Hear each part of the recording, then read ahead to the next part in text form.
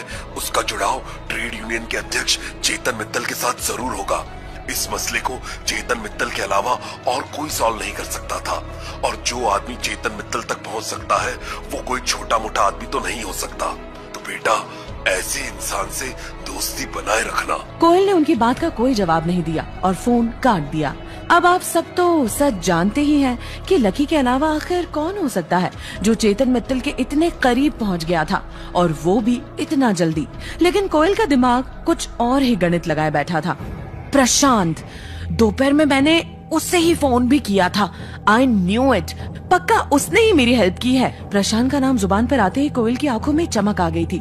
कोयल ने तुरंत अपने पर्स में से फोन निकाला और प्रशांत का नंबर डायल किया, लेकिन मारे शर्म के प्रशांत ने फोन ही नहीं उठाया। 1 घंटे में कुछ नहीं तो लगभग 25 बार तो कोयल ने उसे कॉल किया ही होगा, लेकिन प्रशांत बहुत शर्मिंदा था कि उसने कोयल के मैटर में अपने पिता से बात नहीं की थी। दूसरी तरफ लगभग शाम को 6 बजे के करीब जब लकी चमन मेडिकल स्टोर पर काम कर रहा था, तब उसके फोन पर अमित का फोन आया। भाई तू कहाँ है? मैं तुझे कैसे बताऊं क्या हो गया? मैं दुकान पर हूँ और मुझे पता है कि कोयल का मैटर सॉल्व हो गया है। अरे भाई, तुझे कैसे पता? तेरी आवाज से पता चल गया पगले। अगर मैटर सॉल्व नहीं हुआ होता तो तू इतना खुश थोड़ी होता। हाँ, ये बात तो सही है। चल अब तू जल्दी से काके पर आ जा। कोयल की तरफ से आज ट्रीट है, हम पहुंच चुके हैं, तू भी जल्दी से आ जा। नहीं यार, तुम लोग मजे करो, मैं नहीं आ पाऊंगा, दुकान पर हूँ। अरे भाई ऐसा मत कर यार, देख सब लोग यहीं पर हैं, अब तू नहीं आएगा तो अच्छा नहीं लगेगा। आ जाना यार, चमन लाल से कोई बहाना बना दे। यार सच बताऊं तो मैं नहीं चाहता कि मुझे देखकर कोयल का मन खराब हो। देख तुझे मेरी कसम है, तुझे आना ही पड़ेगा, नहीं तो तू अपने भाई का मरा मुंह देखेगा। अमित ने सिर्फ इतना ही कहा और इससे पहले कि लकी कुछ कह पाता, अमित ने फोन काट दिया। लकी असमंजस में फंस गया था। उसे समझ में ही नहीं आ रहा था कि आखिर वो करे तो क्या करे। चलो दोस्त के लिए थोड़ी बेइज्जती ही सही, लकी ने अपने आप से कहा और फिर मालिक से छुट्टी लेकर मेडिकल स्टोर से बाहर निकल आ गया। इधर कोयल अपने बाकी दोस्तों के साथ काके के ढाबे पर आ चुकी थी। उसके साथ एक ही टेबल पर 10 लोग बैठे हुए थे। दिशा, मानसी, रोशनी, अमित, गर्वित और प्रीतम के अलावा कोयल के कुछ बाहर के दोस्त भी थे। देखने से वो सभी कोयल के पुराने दोस्त लग रहे थे। कोयल सभी को प्रशांत के बारे में बता रही थी। लकी भी वहाँ पहुंचकर कोयल के सामने जाकर खड़ा हो गया। जैसे ही कोयल ने लकी को देखा, उसकी आंखों में उसके लिए गुस्सा उतर आया। तुम यहाँ कैसे आ गए? मैंने तो तुम्हें नहीं बुलाया था। कोयल की इस बात से वहाँ बैठे सभी लोग हैरान थे। लकी के दोस्त भी कोयल को बस देखे ही जा रहे थे। लकी का मन भी खराब हो ही गया था, लेकिन फिर कोयल ने लकी से कहा, चलो अब मेरा मूड ठीक है और तुम आ ही गए हो तो बैठ जाओ। लकी को इग्नोर करते हुए कोयल फिर से अपने दोस्तों के साथ बातें करने में जुट गई। लकी वहीं का वहीं खड़ा रह गया। अमित लकी के कानों में बोला, अरे तू उसकी बात का बुरा मत मान यार, चल तेरा भाई आज बहुत खुश है, तू मेरे साथ बैठ जाना, आजा। लकी अमित के पास जाकर बैठ गया। उधर जैसे ही लकी वहाँ जाकर बैठा, कोयल ने फिर से उसे घूर कर देखा, लेकिन इस बार लकी ने उसकी तरफ नहीं देखा था। उसने जानबूझकर कोयल से अपनी नजरों को दूर कर लिया था ताकि उसे जरा सा भी गुस्सा ना आ सके। कोयल, ये लड़का कौन है और तेरी ट्रीट में इसका क्या काम है? कोयल के एक दोस्त ने लकी की ओर टेढ़ी नजरों से देखा और पूछा। बाकी के लोग जो लकी के बारे में नहीं जानते थे और उसके बारे में सिर्फ उसके कपड़ों को देखकर अपने मन में राय बना रहे थे, वो भी कोयल को ऐसी ही सवालिया नजरों से देख रहे थे। ये भाई बहुत ही कमाल के इंसान है, इनसे बड़ा अजूबा आपको पूरे दिल्ली में कहीं भी देखने को नहीं मिलेगा। कल सुबह ये पैसे निकालने के लिए एक बैंक में गए। पता है कौन से बैंक में? न्यू सिटी बैंक में। न्यू सिटी बैंक का नाम सुनते ही सब लोगों के मुंह खुले के खुले रह गए थे, क्योंकि लकी का हुलिया देखकर कोई सपने में भी नहीं सोच सकता था कि ये आदमी न्यू सिटी बैंक में भी जा सकता है। इससे पहले कि कोई कुछ कहता, कोयल ने अपनी बात पूरी करते हुए कहा, और वहाँ जाकर ये मैनेजर से कह रहे हैं कि मुझे पैसे निकालने हैं। मैनेजर ने कहा, ठीक है, आपका कार्ड कहाँ है? तो इन भाई साहब ने बोला कि मेरे पास तो कोई कार्ड ही नहीं है। कोयल का इतना कहना हुआ ही था कि वहाँ बैठे कुछ लोग ठहाके मारकर हंसने लगे। वो बार बार लकी को देखे जा रहे थे और हंस रहे थे। उन लोगों की उन बातों की वजह से अब लकी के दिल में थोड़ा सा गुस्सा बढ़ने लगा था। इससे पहले कि वो कोयल से कुछ कहता, दिशा बोल उठी, यार कोयल, यहाँ सब तो आ गए, लेकिन तुम्हारा प्रशांत कहाँ रह गया? अरे भाई, वो इतना बड़ा आदमी है, हमेशा फ्री थोड़ी ही रहता है, इसलिए मैंने उसे डिस्टर्ब करना ठीक नहीं समझा। लेकिन फिर भी एक बार उसे फोन करके बुला तो, आज की पार्टी उसी की तरफ से है। ठीक है, अब भी कॉल करती हूँ। कोयल ने भगवान का नाम लेते हुए प्रशांत का फोन एक और बार ट्राई किया और प्रशांत ने इस बार शर्माते हुए फोन उठा लिया था। हेलो कोयल, कैसी हो? सब ठीक है? तुम्हारे रहते सब ठीक ना रहे, ऐसा हो सकता है क्या? थैंक्स यार, तुमने बहुत हेल्प की। देखो, जब तुमने मुझे फोन किया था तो मैंने अपने पापा को फोन किया था। मैंने पापा को पूरा केस बताया तो पापा ने बोला कि वो और चेतन मित्तल एक ही क्लास में पढ़ते थे और अब वो ट्रेड यूनियन के प्रेसिडेंट हो गए, तो वो उनसे बात करके देख सकते हैं। लेकिन उसके बाद मेरी पापा से इस बारे में कोई बात नहीं हुई। I am extremely sorry. कोयल जो भी समझे, लेकिन प्रशांत को भी नहीं पता था कि कोयल का मैटर सॉल्व हो गया है। उसे लगा कि कोयल उसे सुना रही है, इसलिए वो सफाई दे रहा था। नहीं, उसकी कोई जरूरत ही नहीं है, मैटर तो सॉल्व हो गया है और मुझे पता है कि ये हुआ भी किसकी वजह से है। प्रशांत, अगर तुम नहीं होते तो ये कभी नहीं हो पाता। मेरे पापा मुझे बता रहे थे कि कोई चेतन मित्तल जी से मिलने के लिए गया था, वो और कोई नहीं बल्कि तुम्हारे पापा ही होंगे। इसलिए thank you Prashant, thank you so much. चलो, अगर मैटर सॉल्व हो गया तो इससे बड़ी और क्या बात हो सकती है। और इसमें तुम्हें मुझे भी थैंक यू बोलने की जरूरत नहीं है, मैंने तो ऐसा कुछ किया भी नहीं है। अरे कैसे नहीं किया? जो भी किया वो तुमने ही तो किया। तुम खुद भी ये बात अच्छे से जानते हो कि लायन ग्रुप कितना पावरफुल ग्रुप है। अब अगर वो खुद मेरे पापा से माफी मांगने के लिए आगे आए हैं तो इसका मतलब चेतन मित्तल कोई बहुत बड़े आदमी होंगे। जब वो खुद चेतन मित्तल के सामने नहीं टिक सकते तो मेरे पापा और हमारी छोटी सी कंपनी की क्या बिसात है। इसलिए तुम्हें थैंक यू बोलना तो बनता है प्रशांत। अरे ऐसा कुछ नहीं है, तुम ऐसा मत सोचा करो। अचानक से कोयल की आंखों में वो डर फिर से उभर आया था जो दोपहर में उसे महसूस हो रहा था। अगर प्रशांत नहीं होता तो मोहित और उसके पिता न जाने कोयल के साथ क्या कर बैठते। इसलिए वो प्रशांत और उसके पापा का दिल से शुक्रिया कर रही थी। उसकी आंखें फोन पर बात करते करते भर आई थी। दूसरी तरफ जब कोयल के मुंह से बाकी के लोगों ने चेतन मित्तल का नाम सुना तो उनकी आंखें खुली की खुली ही रह गई। वो प्रशांत को जानते तो नहीं थे, लेकिन वो समझ गए थे कि अगर उसके पिता की दोस्ती चेतन मित्तल के साथ में थी तो वो जरूर कोई बड़ा आदमी ही था। कोयल का कोई इतना अच्छा दोस्त भी था, इस बात की जानकारी ज्यादा लोगों को नहीं थी। और जैसे ही उन्हें उसके बारे में पता चला, उनका कोयल से जल जाना लाजमी था। एक काम करो ना प्रशांत, तुम सीधे यूनिवर्सिटी के पास काके पर आ जाओ, वहाँ हम सारे दोस्त बैठे हुए हैं। तुम आओ तो मैं तुम्हें पर्सनली थैंक यू भी बोल दूंगी और साथ ही तुम्हें एक बढ़िया सी ट्रीट भी दूंगी। अच्छा, ऐसी बात है, चलो ठीक है, मैं थोड़ी देर में आता हूँ। प्रशांत ने भी उसके ऑफर पर हाँ कर दी और उसकी हाँ सुनते ही कोयल का मन और ज्यादा खुश हो गया। उसकी मुस्कान उसके चेहरे पर ऐसे चिपक गई थी जैसे मधुमक्खी अपने छत्ते से चिपकती है। इधर फोन रखने के बाद प्रशांत भी अपने आप को शीशे में निहार रहा था। कोयल की बात सुनकर उसकी छाती चौड़ी हो गई थी। लायन ग्रुप को मात देना इतने छोटे से लड़के के लिए एक बहुत ही बड़ी बात थी और वो जानता था कि वो इस किस्से को सुनाकर अपने दोस्तों से कितनी वाहवाही लूट सकता था। ढेर सारी लड़कियां उस पर मार मिट सकती थी और उसके दुश्मन उससे नजर मिलाने की भी हिम्मत खो देने वाले थे। प्रशांत ने गहरे नीले रंग की शर्ट और हल्के नीले रंग की जीन्स पहन ली थी। उसके नीचे उसने अपने पसंदीदा लेदर के जूते पहने और फिर एक बढ़िया सा परफ्यूम लगाकर घर से बाहर आ गया था। अपने बुलेट पर बैठने के लगभग 20 मिनट बाद ही वो यूनिवर्सिटी के पास काके पर पहुंच गया था। जैसे ही वो नीचे उतरा तो कोयल ने उसकी ओर जोर से हाथ हिलाया और वो अपनी जगह पर से खड़ी भी हो गई। उधर प्रशांत ने भी कोयल की ओर देखकर हाथ हिलाया और फिर उसके आसपास बैठे लोगों के चेहरे देखने लगा। उनकी आंखों में उसके लिए जलन साफ नजर आ रही थी। उन लोगों को ऐसे सुलगता हुआ देख उसे और भी सुकून मिल रहा था। वो भी इसी यूनिवर्सिटी में पढ़ता था, लेकिन उसका कॉलेज दूसरा था। प्रशांत की लंबाई लगभग 6 फीट की थी। उसका बदन हल्का सा भरा हुआ और उसके बाल थोड़े बिखरे हुए थे। उसके चेहरे पर गर्मी की वजह से हल्का सा पसीना जम गया था। प्रशांत! कोयल जितनी खुशी के साथ हो सकती थी उतनी खुशी के साथ बोली और फिर उसके गले लग गई। इसके बाद उसने प्रशांत का हाथ पकड़ा और कहा, सबसे पहले तो तुम्हारा बहुत बहुत बहुत बहुत सारा शुक्रिया कि तुम इतने मुश्किल टाइम में ना सिर्फ मेरे साथ खड़े रहे बल्कि मुझे सेफली बाहर भी निकाला। मैं सच बता रही हूँ कि ना तो मैं और ना ही मेरे पापा कभी इस चीज को अपनी लाइफ में भूलेंगे। And trust me, we are there for you. जब भी तुम्हें जरूरत लगे, तुम्हारी फ्रेंड तुमसे सिर्फ एक फोन कॉल की दूरी पर है। कोयल ने हंसते हुए कहा और प्रशांत के हाथ को अपने हाथों में हल्के से दबा दिया। लकी ने ये दृश्य देखा तो उसके चेहरे पर मुस्कान तैर गई। उसे इस विडंबना पर हंसी आ रही थी, लेकिन वो चुप रहा। उधर जैसे ही कोयल ने प्रशांत का हाथ दबाया तो प्रशांत उसके हाथ की तरफ देखने लगा। अब की बार उसने कोयल का हाथ थामा और चमकती हुई आंखों से उसकी ओर देखने लगा।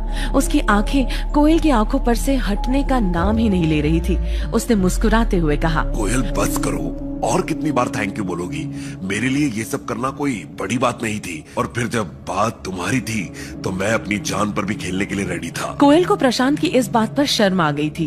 वो थोड़ा सा हंसी और फिर शर्मा कर नीचे की ओर देखने लगी। इसके बाद वो और एक बार प्रशांत से गले मिली और उसे अपने साथ टेबल पर ले आई। जैसे ही सबने प्रशांत को टेबल की ओर आते देखा तो न चाहते हुए भी सब अपनी अपनी जगह पर से खड़े हो गए। प्रशांत का ऑरा ही ऐसा था कि वो लोग अपने आप को रोक ही नहीं पाए। सब लोगों ने अपने कांटे और चम्मच छोड़ दी थी, सिवाय लकी के।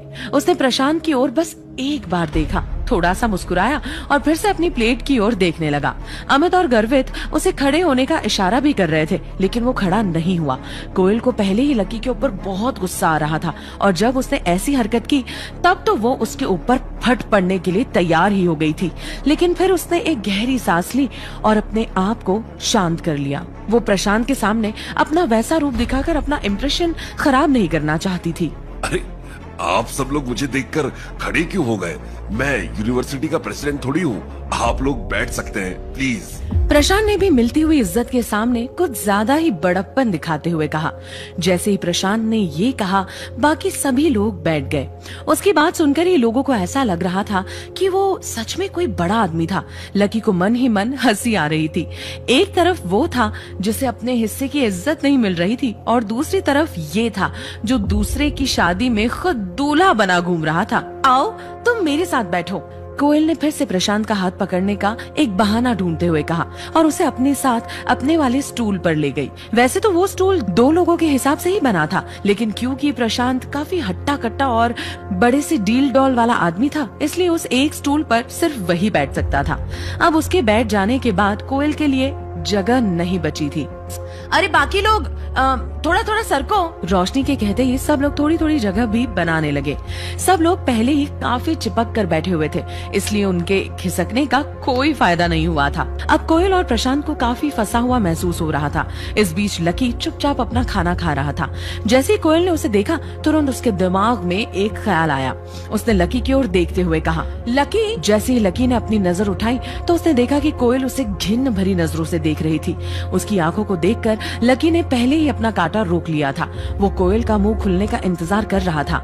इधर अमित और रोशनी भी एक दूसरे की ओर देख रहे थे और इससे पहले कि रोशनी कोयल से कुछ कह पाती, कोयल ने लकी से कहा, मेरे हिसाब से तो अब तुम फ्री हो गए हो ना? वैसे भी तुम इनवाइटेड तो थे ही नहीं और उसके बाद भी तुम काफी कुछ खा चुके हो। फिर भी अगर तुम्हें और भूख हो तो मैं तुम्हारे लिए कुछ पैक करवा देती हूँ। तुम अपने रूम पर जाओ और वहाँ जाकर आराम से खा लेना। कोयल की बातें तो बहुत कड़वी थी, लेकिन वो इतना मुस्कुराकर ये सब कह रही थी कि लोग समझ ही नहीं पा रहे थे कि वो लकी की बेइज्जती कर रही थी। रोशनी और अमित को बुरा तो बहुत लग रहा था, लेकिन वो भी इस सब में कुछ नहीं कर सकते थे। बाकी लोग जो अभी तक हंस रहे थे, बोल रहे थे, वो भी लकी को देखकर खामोश हो गए थे। कोयल की ऐसी बात सुनकर लकी का चेहरा उतर गया था। उसे इस बात का पछतावा हो रहा था कि आखिर उसने इस लड़की की मदद की ही क्यों थी। वो चाहता तो अभी 1 मिनट के अंदर इस पूरे खेल को अपनी सिर्फ एक चाल से पलट सकता था, लेकिन वो बाकी लोगों की तरह शो ऑफ नहीं करना चाहता था। इतने साल इतनी गरीबी देखने के बाद अब वो समझ गया था कि सादगी से बड़ी कोई पूंजी नहीं थी। कोयल ने वो दिन नहीं देखे थे जिन्हें लकी अभी जी कर आ रहा था, इसलिए कुछ पलों के गुस्से के बाद लकी के चेहरे पर मुस्कान आ गई थी। लकी ने अपना सिर हाँ में हिलाया और अपना काटा प्लेट पर रखकर टिश्यू से अपने हाथ पोंछकर वहाँ से उठकर बाहर जाने लगा। लकी के लिए ये किसी जहर के घूंट से कम नहीं था, लेकिन इसमें गलती कोयल की भी नहीं थी। जो दिखता है वो ही बिकता है। आदमी की वैल्यू नहीं है, उसके कपड़ों की है। लकी को अपने परिवार के बड़े लोगों की कही एक एक बात याद आ रही थी और उन्हीं के कहे के हिसाब से वो इतना रईस होने के बाद भी इतनी सादगी का जीवन बिता रहा था। लकी रात के अंधेरे भरे आसमान को देखता हुआ आगे बढ़ता जा रहा था। आसमान में ढेर सारे तारे थे, लेकिन उन तारों को देखकर लकी और उदास हो गया था। यूनिवर्सिटी की पास की चौपाटी से होते हुए जब लकी गुजर रहा था तो उसने देखा कि ढेर सारे लड़के और लड़कियां वहाँ खा पी रहे थे और मजे कर रहे थे। रात के अंधेरे में भी वो गली जगमगा रही थी। थोड़ी ही दूरी पर उस पानी पूरी वाले का ठेला भी खड़ा था, जहाँ से अक्सर लकी और डिम्पल पानी पूरी खाया करते थे। लकी ने जब उसे देखा तो उसका मन और भी उदास हो गया। वहाँ पर एक लड़का अपनी गर्लफ्रेंड को अपने हाथ से पानी पूरी खिला रहा था। लकी ने उन दोनों को देखा तो उसे अपनी और डिम्पल की याद आ गई। वो भी उसी जगह पर उसी तरह से खड़ा होकर डिम्पल को पानी पूरी खिलाया करता था। उस ठेले को देखकर उसका दिल भारी हो आया था। उसे भूख लग रही थी और उसने सोचा कि क्यों ना पानी पूरी ही खाई जाए। लाओ भैया, एक प्लेट देना। अरे लकी भैया, आज अकेले अकेले? भाभी कहाँ है? पानी पूरी वाले की बात सुनकर लकी का मुंह और उतर गया। लकी से इस बात का कोई जवाब देते ही नहीं बन रहा था। पानी पूरी वाला भी समझ गया था कि उसने गलत तार छेड़ दिया था। उसने एक पूरी बनाई और लकी के दोने में रख दी। लकी ने उसे उठाया और अपने होठों तक लेकर आया ही था कि वापस रख कर प्लेट फेंक दिया। अरे लकी भैया, क्या हुआ?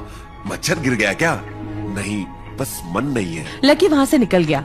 जब वो अपने कमरे की ओर जा रहा था तब अचानक से जोरदार बादल गरजने लगे और बारिश होने लगी। लकी भागा भागा आया और अपने कमरे में घुस गया। पलंग पर लेटकर वो अभी भी डिम्पल को ही याद कर रहा था। एक बार फिर से बात करके देखूं। लकी ने डिम्पल को फोन लगाने के लिए फोन उठाया ही था कि इतने में उसके फोन पर काशीनाथ जी का फोन आ गया। लकी ने जैसे ही उनका नाम देखा, सबसे पहले उसने कमरे का दरवाजा और खिड़कियां बंद कर दी। वो नहीं चाहता था कि उसकी और काशीनाथ जी की बातें कोई भी सुने। जी काशीनाथ जी, बोलिए। लकी बाबा, मैंने आपको डिस्टर्ब तो नहीं किया? नहीं काशीनाथ जी, कहिए क्या बात है? लकी बाबा, रुस्तम डागी का फोन आया था। मैंने जब आज सुबह उसे फोन किया था तो उसे बताया कि आप दिल्ली में ही हैं और गरीबी की परीक्षा दे रहे हैं। फिर मैंने उसे बताया कि आपने अभी परसों ही परीक्षा पास कर ली है और आप अपने परिवार की सारी पावर का इस्तेमाल कर सकते हैं। यह बात सुनकर रुस्तम ने कहा कि वो आपसे मिलना चाहता है। मुझसे? मुझसे क्यों मिलना चाहते हैं?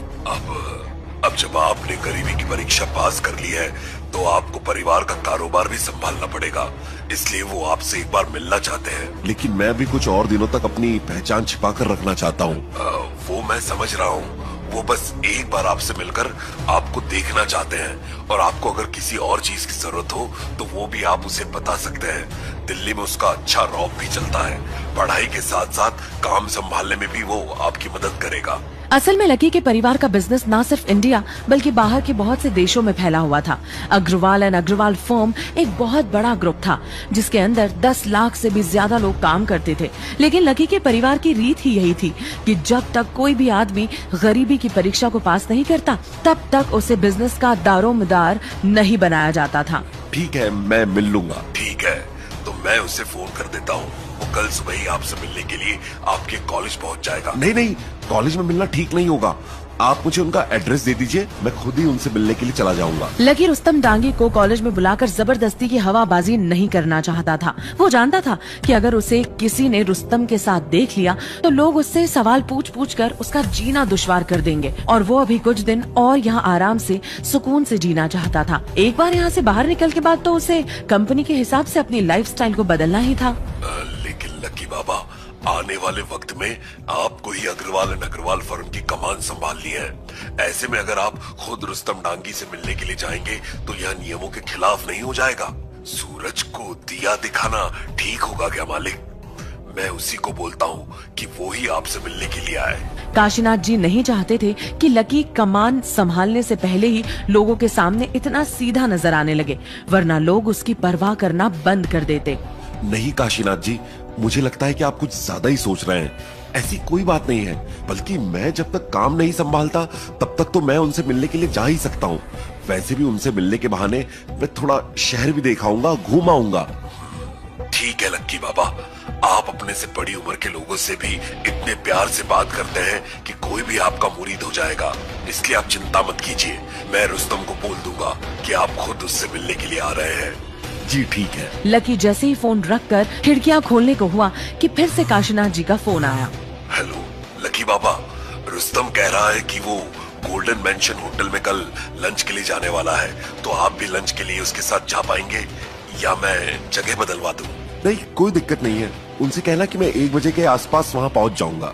काशीनाथ जी से बात करने के बाद लकी जैसे ही अपने बिस्तर पर आया, डिम्पल की यादों ने फिर से उसे घेर लिया। आज कहने को उसके पास सब कुछ था। वो डिम्पल को वो सब कुछ दे सकता था जो वो उससे चाहती थी, लेकिन फिर भी डिम्पल उसके साथ नहीं थी। लकी को अपने लिए नहीं बल्कि डिम्पल के लिए बुरा लग रहा था। वो सोच रहा था कि अगर उसने गरीबी की परीक्षा को कुछ दिन पहले ही पास कर लिया होता तो आज शायद डिम्पल उसके साथ होती। उसने फिर से अपना फोन उठाया और डिम्पल का नंबर निकालने लगा। लेकिन मैं उससे कहूँगा क्या? जब काफी देर तक लकी को कोई जवाब नहीं मिला तो उसने फोन को वापस रखा और लेट गया। उसी समय अमित, प्रीतम और गर्वित भी कोयल की पार्टी से वापस आ गए। वो तीनों आपस में कुछ बातें कर रहे थे और बातों में वो इतने मशगूल थे कि वो भूल ही गए थे कि कमरे में लकी भी था। यार, ये प्रशांत तो 1 नंबर का गधा आदमी निकला। खाना खाने के बाद उसे गाना गाने की क्या जरूरत थी? साले ने पूरे खाने का टेस्ट ही खराब कर दिया। हाँ, और लाड साहब यहाँ तक भी नहीं माने। भाई, पता है कि बारिश हो रही है तो मत जाओ ना, लेकिन इतनी बारिश में कोयल को पीछे बैठाकर पूरे दिल्ली में अपनी बुलेट से फटाके फोड़ने हैं, हद है। हाँ हाँ ठीक है, अब और कितनी गालियां दोगे उसे? पूरे रास्ते इतनी गालियां दी, पेट नहीं भरा। उधर देखो, लकी सो रहा है, इसलिए उसे परेशान मत करो। अरे यार, जाग रहा हूँ, तुम लोगों की बातें सुन रहा था।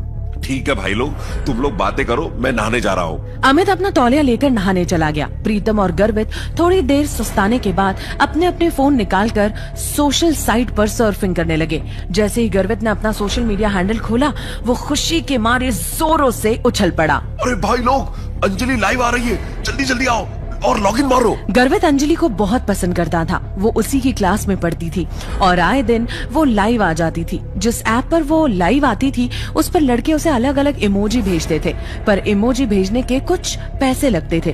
क्योंकि अंजलि बहुत खूबसूरत थी और किसी का भी मन मोह लेती थी, इसलिए लड़के दिल खोलकर उसे इमोजी भेजते थे। हर इमोजी की कीमत अलग थी। यह इमोजी अंजलि को गिफ्ट में मिलते थे और बाद में वो इसे कैश में बदलवा लेती थी। इस पूरे ऐप की और एक खास बात ये थी कि इसमें सबके नाम वो नहीं होते थे जो उनके असली नाम थे। सब लोगों ने अपने अपने हैंडल अलग नाम से बना रखे थे। जब लकी को लगा कि उसके पास भी करने के लिए कुछ खास नहीं था तो उसने भी अंजलि के लाइव में अपने आप को जोड़ने का सोच लिया। उसे अंजलि से कोई लेना देना नहीं था, वो तो बस इसलिए जुड़ गया था कि बस एक बार वो अंजलि की रूममेट डिम्पल को देख ले। वो ये देखना चाह रहा था कि क्या डिम्पल को उसकी जरा सी भी याद आ रही थी, या आज क्लास में उसने जो ड्रामा किया था वो ड्रामा नहीं बल्कि सच्चाई थी। इस वक्त तक उसके लाइव में 30 लोग जुड़ गए थे और वो सारे ही उसके क्लासमेट्स थे। अंजलि ने अपने हाथों में एक गुलाबी रंग का तकिया दबा रखा था और पीले रंग के हेडफोन लगाए हुए थे। वो कैमरा के सामने देखकर मुस्कुराए जा रही थी। गाइस, मुझे आए हुए अभी तक 20 मिनट हो चुके हैं, लेकिन आप लोगों की तरफ से मुझे एक भी प्रेजेंट नहीं मिला। लगता है ना तो किसी को आइसक्रीम खानी है और ना ही किसी को मेरे साथ डेट पर जाना है। अब इससे पहले कि मैं लाइव खत्म कर दूं, जल्दी से मुझे इमोजी भेजो। अंजलि ने पाउट बनाकर कैमरा की तरफ एक किस उछाल दिया। उसे देखते ही लोगों के दिलों की धड़कनें थम गई थी। अंजलि पूरी क्लास में बहुत पॉपुलर थी। ऐसा कोई लड़का नहीं था जो उसे पसंद नहीं करता था। कुछ लोग तो दिल ही दिल में अंजलि को अपना दिल ही दे चुके थे। जैसे ही उसने प्रेजेंट की बात की तो किसी ने उसकी तरफ गोल्ड रिंग भेज दी, किसी ने उसके पास नेकलेस भेज दिया। नेकलेस के लिए थैंक्स मॉर्निंग स्टार। हे, गोल्ड रिंग के लिए थैंक्स राइजिंग हीरो। अंजलि के पास जैसे जैसे गिफ्ट आते जा रहे थे वैसे वो लोगों को थैंक्स देती जा रही थी। ज्यादातर लड़के उसे 50 या 100 रुपए से ज्यादा का गिफ्ट नहीं दिया करते थे। जैसे ही अंजलि ने कुछ लोगों को थैंक यू बोला तभी किसी ने नीचे एक कमेंट लिखा, अंजलि तुम बहुत सुंदर हो, दिल्ली की गर्मी से भी ज्यादा हॉट। और इतने में उसे एक इमोजी मिल गया। अब गर्वित से भी नहीं रहा जा रहा था। उसने भी जोश जोश में एक 50 रुपए का नेकलेस अंजलि के कमेंट सेक्शन में डाला और नीचे अपने हैंडल फ्लाइंग फिश से मैसेज डाला, अंजलि, मैं गर्वित, मैं बहुत दिनों से तुम्हारे लाइव आने का इंतजार कर रहा था। हेलो गर्वित, थैंक यू, मैं जानती हूँ तुम्हें। अंजलि का जवाब पढ़ते ही गर्वित की आंखों में चमक आ गई और उसने अपने दोस्तों की ओर देखते हुए कहा, अरे भाई लोगों, तुमने देखा, अंजलि ने मेरे मैसेज का जवाब दिया। इससे पहले कि वो अपने मैसेज की पूरी तरह से खुशी मना पाता, उसने देखा कि एक लंबा सा मैसेज नीचे उसका इंतजार कर रहा था। अबे गर्वित साले फटीचर, तू कब से अंजलि को प्रेजेंट देने लगा? कहीं से चुरा कर पैसे लाया है क्या? ये मैसेज पढ़ते ही गर्वित की खुशी को मानो नजर सी लग गई थी। लकी की भौहें भी तुरंत तन गई थी। गर्वित को मालूम था कि पूरी क्लास यही थी और गर्वित को अगले दिन इस चीज के लिए पूरी क्लास में चिढ़ाया जाने वाला था। गर्वित अगर शांत रह जाता तो उसके लिए बहुत बड़ी मुसीबत खड़ी हो जाती, इसलिए उसने भी गुस्से में पलटकर जवाब देते हुए कहा, हाँ, अगर मैं गिफ्ट दे रहा हूँ तो तेरी क्यों जल रही है? तेरी बातों से गटर जैसी बदबू आ रही है। ये पढ़कर सामने वाले इंसान को और गुस्सा आया। उसने लिखा, अबे ओए बेवकूफ, पैसा जेब में एक नहीं है और अंजलि को प्रेजेंट दे रहा है। साले बाप ने पैसा फीस भरने के लिए दिया है और तुम यहाँ उससे अय्याशी कर रहे हो। और अपने पापा से न जरा तमीज से बात किया कर, वरना लैब का मेंढक बनाकर तुझे यही चीर दूंगा। इस तरह की बातें पढ़कर अंजलि भी शॉक्ड थी। उसे लग रहा था कि उसके चैट रूम का माहौल खराब हो रहा था, इसलिए उसने कहा, अगर तुम दोनों अभी के अभी चुप नहीं हुए तो मैं दोनों को बैन कर दूंगी। सॉरी अंजलि, लेकिन शुरुआत पहले इसने की थी। अबे खत्म भी मैं ही करूंगा। अंजलि, मेरी तरफ से तुम्हारे लिए ये प्रेजेंट। ये मैसेज लिखकर उस बंदे ने अंजलि की तरफ एक कार की इमोजी भेज दिया जिसकी कीमत 1000 रुपए थी। इतना सारा धन देखकर तो अंजलि की आंखें फटी की फटी रह गई थी। इतना तो वो पूरे लाइफ से भी कभी नहीं कमा पाती थी, जितना उसने एक बार में ही कमा लिया था। अंजलि ने तुरंत अपने सुर बदले और उसे थैंक यू बोलने लगी। आकाश, इतने सारे गिफ्ट देने के लिए मैं तुम्हें ढेर सारा थैंक यू बोलती हूँ। मैं सच में बहुत खुश हूँ, अंजलि ने कहा और आकाश की तरफ एक किस उछाल दिया। ये देखकर तो गर्वित ऊपर से नीचे तक सुलग गया था। उसे बहुत गुस्सा आ रहा था, लेकिन उसके पास इतना पैसा नहीं था कि वो आकाश को सबक सिखा सके। सिर्फ थैंक यू से काम नहीं चलेगा, मुझे चैट बॉक्स का एडमिन बनाओ, आकाश ने लिखा और अंजलि ने अगले ही पल उसे एडमिन बना दिया। जैसे ही आकाश एडमिन बना, सबसे पहले उसने गर्वित को ब्लॉक कर दिया। फिर उसने अंजलि की तरफ और एक गिफ्ट उछाल दिया जिसकी वजह से उसका भी मुंह बंद हो गया था। ये देखकर ना सिर्फ गर्वित को बल्कि लकी को भी गुस्सा आ गया था। अब बोलना फटीचर, क्या हुआ? पलंग के नीचे घुस गया क्या? आकाश ने लिखा और चश्मे वाला इमोजी भेज दिया। गर्वित चाहकर भी कुछ नहीं लिख सकता था। उधर प्रीतम भी ये सारे मैसेज पढ़ रहा था। भाई लोगों, हम सब एक ही क्लास में पढ़ते हैं, इसलिए किसी के बारे में इस तरह की बातें लिखना अच्छी बात नहीं है। प्रीतम ने लिखा, लेकिन उसके लिखते ही उसे भी गर्वित की तरह ही लोगों ने बुरी तरह से ट्रोल करना शुरू कर दिया था। कोई उसके कपड़ों के बारे में तो कोई उसकी सूरत के बारे में बहुत सारी बकवास बातें लिखे जा रहा था। गर्वित और प्रीतम दोनों ही गुस्से से आग बबूला हो गए थे, लेकिन वो कुछ ना तो कह पा रहे थे और ना ही कर पा रहे थे। लकी उन दोनों के इस गुस्से को अपने बिस्तर पर लेटे लेटे देख रहा था और साथ ही वो चैट रूम की सारी चैट भी पढ़ रहा था। लकी सब कुछ सह सकता था, लेकिन इस तरह से अपने दोस्तों की बेइज्जती नहीं सह सकता था।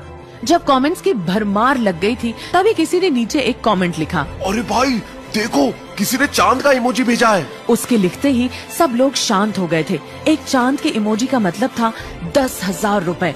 उसे देखकर तो अंजलि के भी तोते उड़ गए थे। इससे पहले कि वो कुछ कह पाती, किसी ने लिखा, अंजलि, ये तुम्हारा बॉयफ्रेंड है क्या? अंजलि ने मारे सरप्राइज के अपना मुंह हथेली से ढक लिया था। इधर गर्वित ने कहा, भाई, अपनी क्लास में कौन ऐसा आ गया जिसने 10,000 रुपए का गिफ्ट दे दिया? अपनी क्लास से नहीं, बाहर से होगा। अपना कॉलेज गरीब कॉलेज है और हम सब में सिर्फ आकाश के बाप के पास ही थोड़ा बहुत पैसा है। इतने में 4 और चांद चैट बॉक्स में चमक गए थे। चांद भेजने वाले ने आगे लिखा, मुझे एडमिन बनना है। अंजलि ने तुरंत आकाश को एडमिन पर से हटाया और उस लड़के को एडमिन बना दिया। वो लड़का कोई और नहीं, अपना लकी था। एडमिन बनते ही लकी ने सबसे पहले गर्वित पर से ब्लॉक हटाया। अरे प्रीतम भाई देख, इसने मुझे ब्लॉक से हटा दिया। मैं वापस मैसेज भेज सकता हूँ। Thank you admin. I want to give you lots and lots of thanks admin, लेकिन मैं जानती हूँ सिर्फ थैंक यू से काम नहीं चलेगा, इसलिए मैं चाहती हूँ कि तुम यूनिवर्सिटी आओ। मैं तुम्हें कैंपस घुमाऊंगी और खाना भी खिलाऊंगी। अंजलि का वीडियो मैसेज देखकर लकी ने लिखा, उसकी कोई जरूरत नहीं है। मैं यहाँ सिर्फ ये कहने आया हूँ कि आदमी के पास पैसा होना चाहिए, लेकिन पैसे का घमंड नहीं होना चाहिए। पैसा आज है, कल नहीं है, लेकिन हम सब कल भी इंसान थे, आज भी इंसान है और कल भी इंसान ही रहेंगे। इसलिए हमें अपने साथियों का सम्मान करना चाहिए और इस तरह से पैसों का धौंस दिखाकर किसी को दबाना नहीं चाहिए। अंजलि और बाकी के लोग पहले तो लकी के तोहफे को देखकर चौंक गए थे और फिर उसके बाद उसने जो लिखा वो पढ़कर तो वो और भी चौंक गए थे। जैसे ही उस लकी ने अपना कमेंट खत्म किया, इधर से गर्वित और प्रीतम के मुंह से एक साथ निकला, अरे वाह, क्या बात कही है, जियो मुरारी। इधर कमेंट सेक्शन में भी जो लोग अभी गर्वित और प्रीतम की टांग खींचने में लगे हुए थे, उन्होंने भी लकी की तारीफ करना शुरू कर दी थी। लेकिन किसी को इस बात का अंदाजा नहीं था कि इतने महंगे तोहफे देने वाला और कोई नहीं बल्कि लकी ही था। लकी को अंजलि या उसके लाइव होने में कोई इंटरेस्ट नहीं था और ना ही वो पसंद करता था। वो तो बस उन लोगों का मुंह बंद करवाना चाह रहा था जो प्रीतम और गर्वित के बारे में बकवास कर रहे थे। लकी देख रहा था कि बंजर जमीन जैसे उसके दोस्तों के चेहरों पर खुशी के फूल खिलाए हैं। हाँ, एक आदमी को कैसा होना चाहिए? हमारे नए एडमिन जैसा होना चाहिए। भाई ये आदमी पैसों से नहीं अनुभवों से बात कर रहा है। आपको ढेर सारे लाइक्स सर। आप उन पैसे वाले बापों की बिगड़ी हुई औलादों से 1,00,000 गुना अच्छे हो। वैसे आप बता सकते हो कि आप काम क्या करते हो? जब एडमिन की तरफ से ये सब कमेंट आने लगे तो आकाश अपने आप ही शांत हो गया था और थोड़ी ही देर में उसने चैट रूम भी छोड़ दिया था।